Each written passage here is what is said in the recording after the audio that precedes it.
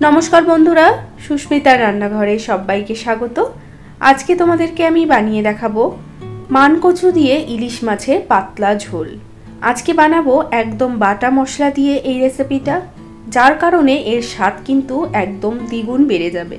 গরম ভাতের সাথে এই রেসিপিটার কোনো তুলনাই হয় না। আজকে আমি যেরকমভাবে তোমাদেরকে বানিয়ে দেখাবো সেরকমভাবে বাড়িতে একবার ট্রাই করে দেখবে, অসাধারণ লাগে খেতে। তাহলে চলো আর কথা না বেরিয়ে আজকে ইলিশ মাছের ঝোলের রেসিপিটা দেখে নেওয়া যাক। এখানে দেখো আমি নিয়ে নিয়েছি একটা বড় সাইজের কচু, কিন্তু কচুটা আমি পুরোটা রান্না করব না, পুরোটা করলে অনেকটা বেশি হয়ে যাবে। তো তাই জন্য আমি এখান থেকে অর্ধেকটা কেটে নিচ্ছি। এই অর্ধেকটা কচু আমি রেখে দেব, আর এই বাকি অর্ধেকটা দিয়ে আজকে রান্নাটা করব। এই মুখের দিকের অংশটা খানিকটা কেটে বাদ দিয়ে দিলাম। এবার এই যে খোসাটা আছে, এই খোসাটাকে আমাদের ছুলে ফেলে দিতে হবে। তো খোসাটাকে ছুলে নিয়ে তারপর আমি পরিষ্কার করে ধুয়ে নিয়েছি। এবার এই কচুটাকে লম্বা লম্বা টুকরো করে আমি কেটে নেব। তো দেখো এখানে আমি কচুটাকে এইরকম লম্বা লম্বা টুকরো করে কেটে নিয়েছি, আর তার সাথে এখানে একটা বড় সাইজের আলুও নিয়েছি, এটাকেও আমি লম্বা লম্বা টুকরো করে কেটে নিয়েছি। এবার একটা কড়াইয়ের মধ্যে আমি দিয়ে দিচ্ছি খানিকটা পরিমাণে জল, তার সাথে দিয়ে দেব 1 চামচ মতো লবণ। এখানে দেখো এবার জলটা কিন্তু ফুটে উঠেছে। এবার এই ফুটন্ত জলের মধ্যে আমি এই কচুটা দিয়ে দিচ্ছি, দিয়ে কচুটাকে একটুখানি ভাপিয়ে নেব। ঘড়ির কাঁটা দেখে 2 থেকে 3 মিনিটের জন্য কিন্তু কচুটাকে ভাপিয়ে নেব। অতিরিক্ত সেদ্ধ করার কিন্তু দরকার নেই, তাহলে ঝোলের মধ্যে দেওয়ার সাথে কিন্তু সেটাকে ফোটালে আবার ভেঙে যেতে পারে, তাই জন্য একটুখানি ভাপিয়ে নিলেই কিন্তু হয়ে যাবে। তো এখানে আমি 3 মিনিটের জন্য কিন্তু কচুটাকে সেদ্ধ করে নিয়েছি। এবার আমি এই কচুগুলোকে এই জলের থেকে তুলে নিচ্ছি। তো কচু আমাদের সেদ্ধ করা হয়ে গেছে। তো এবার এখানে আমি দেখো নিয়ে নিয়েছি 4 টুকরো ইলিশ মাছ। তো ইলিশ মাছের মধ্যে সবার প্রথমে আমি একটু লবণ, একটু হলুদ গুঁড়ো আর একটু কাশ্মীরি লঙ্কার গুঁড়ো দিয়ে দিচ্ছি, আর দিয়ে দিচ্ছি 1 চামচ পরিমাণ সর্ষের তেল। এবার মাছের মধ্যে খুব ভালো করে সমস্ত মশলাটাকে মাখিয়ে নেব। তো এখানে আমাদের ইলিশ মাছ কিন্তু মাখানো হয়ে গেছে। এবার একটা কড়াইয়ের মধ্যে আমি দিয়ে দিচ্ছি সর্ষের তেল। তেলটা ভালো করে গরম হয়ে গেছে। এবার আমি এর মধ্যে মাছটা দিয়ে দেব। তো আমি দুটো দুটো করে মাছ ভেজে নিচ্ছি, যেহেতু অতিরিক্ত তেল আমি এখানে দিইনি, তাই জন্য দুটো করে মাছ কিন্তু আমি ভেজে নেব। মাছটাকে অতিরিক্ত কিন্তু ভাজার প্রয়োজন নেই।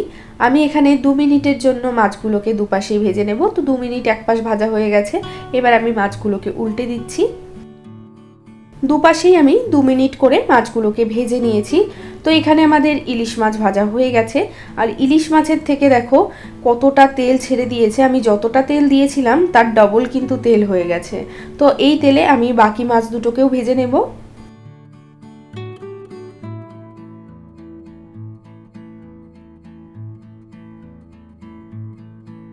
তো দেখো এখানে অনেকটাই তেল হয়ে গেছে, তো তাই জন্য আমি এখান থেকে খানিকটা তেল তুলে রেখে দিচ্ছি।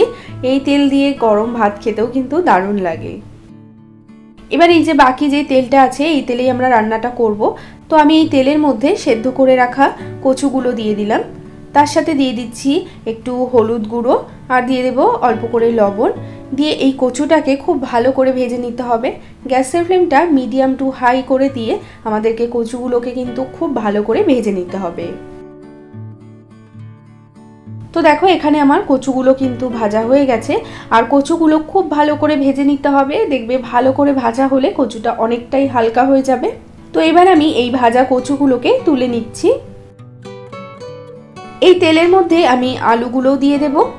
আলুগুলোকেও খুব ভালো করে ভেজে নিতে হবে। তো দেখো এখানে আমি আলুগুলোকেও বেশ লাল করে ভেজে নিয়েছি। এবার আমি এই আলুগুলোকেও তুলে নিচ্ছি। এবার আমি এই তেলের মধ্যে এই মাছ ভাজার তেল খানিকটা অ্যাড করে দিলাম। এবার এর মধ্যে দিয়ে দিচ্ছি 1/2 টিস্পুন পরিমাণে গোটা জিরে ফোড়ন, আর দিয়ে দেব 2টো শুকনো লঙ্কা। ফোড়নটাকে তেলের মধ্যে কয়েক সেকেন্ডের জন্য একটু ভেজে নেব। যতক্ষণে ফোড়নটা আমাদের ভাজা হচ্ছে আমি একটা মশলা তৈরি করে নেব।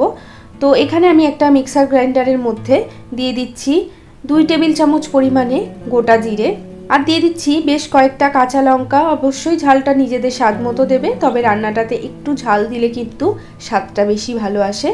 এবার এর মধ্যে বেশ খানিকটা জল দিয়ে মশলাটাকে একদম মিহি করে বেটে নিতে হবে। এটা যদি তোমরা শিল নোড়ায় বাটতে পারো তাহলে এর স্বাদ কিন্তু দ্বিগুণ বেড়ে যাবে। তো এখানে আমাদের মশলাটা কিন্তু তৈরি হয়ে গেছে। আর এই যে ফোড়নটা, এই ফোড়নটাও কিন্তু আমাদের এখানে ভাজা হয়ে গেছে। এবার আমি এই মশলাটা এর মধ্যে দিয়ে দিচ্ছি। তার সাথে দিয়ে দিচ্ছি 1 টিস্পুন পরিমাণে হলুদ গুঁড়ো, স্বাদ মতো লবণ, 1 টিস্পুন পরিমাণ দিয়ে দিলাম কাশ্মীরি লঙ্কার গুঁড়ো। দিয়ে মশলাটাকে খুব ভালো করে নাড়াচাড়া করে কষিয়ে নিতে হবে।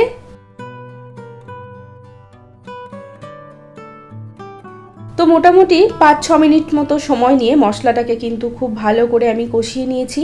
এখন দেখো এই যে জিরে বাটাটা ভালোভাবে কষে গিয়ে তেলটা কিন্তু ছাড়তে শুরু করে দিয়েছে।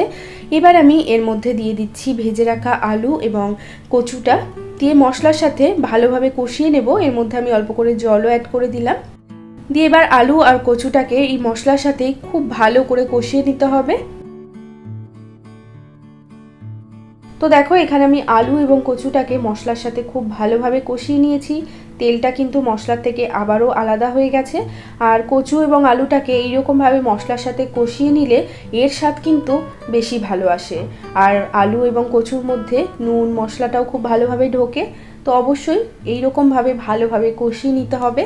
তো এবার আমি এর মধ্যে অ্যাড করে দিচ্ছি জল। মিক্সির বাটিটা ধুয়েই আমি এর মধ্যে জল অ্যাড করে দিলাম। আর জলের পরিমাণটা একটু বেশি দিতে হবে যাতে ঝোলটা একটু পাতলা হয়। এবার আমি এর মধ্যে কয়েকটা চেরা কাঁচা লঙ্কা দিয়ে এটাকে ঢাকা দিয়ে আমি 5-6 মিনিটের জন্য ফুটিয়ে নেব। এতে করে আলু এবং যে কচুটা আছে সেটাও ভালোভাবে সেদ্ধ হয়ে যাবে। তো 5-6 মিনিট মতো আমি আলু কচুটাকে ভালোভাবে সেদ্ধ করে নিয়েছি। আর যেহেতু আগে থেকেই আমি কচুটাকে সেদ্ধ করে নিয়েছিলাম তো এটা সেদ্ধ হতে কিন্তু আর বেশিক্ষণ সময় লাগবে না। এবার আমি এর মধ্যে ভেজে রাখা ইলিশ মাছটা দিয়ে দেব। দিয়ে ঝোলের মধ্যে খুব ভালো করে ইলিশ মাছগুলোকে এইভাবে একটু হালকা করে ডুবিয়ে দিয়ে এরপর এটাকে আরও 5-7 মিনিটের জন্য ফুটিয়ে নেব।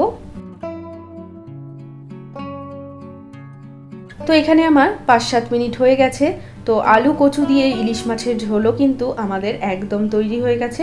নুনটা তোমরা এই সময় চেক করে কিন্তু যদি প্রয়োজন হয় তাহলে অ্যাড করে দিতে পারো। তো আমি এখন গ্যাসটাকে অফ করে দিচ্ছি। তো দেখতেই পেলে কত সহজে এইরকম একটা সুস্বাদু রান্না তৈরি হয়ে গেল। রেগুলারের ইলিশ মাছের ঝোল বা ঝালের থেকে এটা কিন্তু একদম অন্যরকম। আর যারা সর্ষে বাটা খেতে পছন্দ করে না তাদেরকে এইভাবে রান্না করে দিলে তো আর কোনো কথাই নেই। রান্নাটা অবশ্যই তোমরা এরকমভাবে বানিয়ে দেখো, গরম ভাতের সাথে এটার কোনো তুলনাই হয় না। রেসিপিটা আজকের ভালো লেগে থাকলে একটা লাইক করার অনুরোধ রইল। আর সবাই ভালো থাকবে, সুস্থ থাকবে। আমি আবারও চলে আসবো অন্য কোনো ভিডিওর সাথে। আজ এ পর্যন্তই, টাটা।